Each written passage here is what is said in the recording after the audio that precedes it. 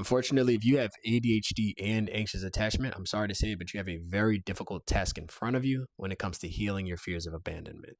If I could only send the right text, if I could only communicate more, even though none of your abandonment in childhood was your fault, you're still doing all the work in relationships to maintain it by communicating more. You expand your energy and you make it so that you're giving so much, and you only realize that you've given too much in relationships when it's too late.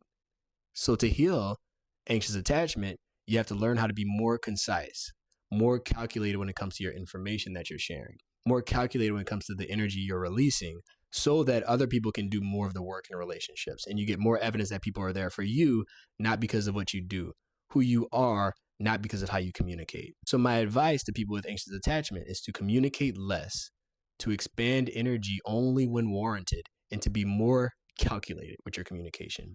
So what happens when you throw ADHD into the mix?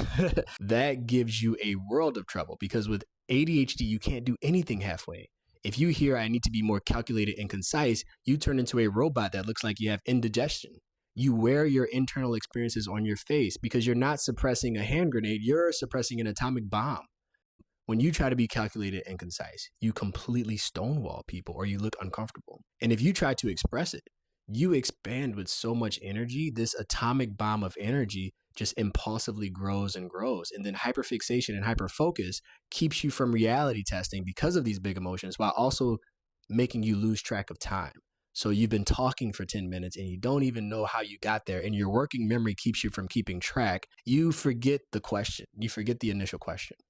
Well, how do you fix this? Except that you just don't have it in the cards to be chill about stuff. So make sure that you don't judge your style of communication as less than, because that's going to make you more dysregulated, and that's going to shorten your working memory, and that's going to make you more impulsive and lose reality testing, and that's going to worsen your communication style in and of itself.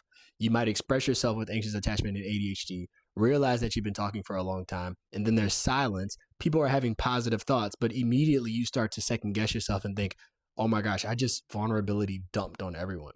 No, part of your issue is not actually your performance, but more so your evaluation of your performance. So get that part together, and then you're going to see yourself start to regulate more.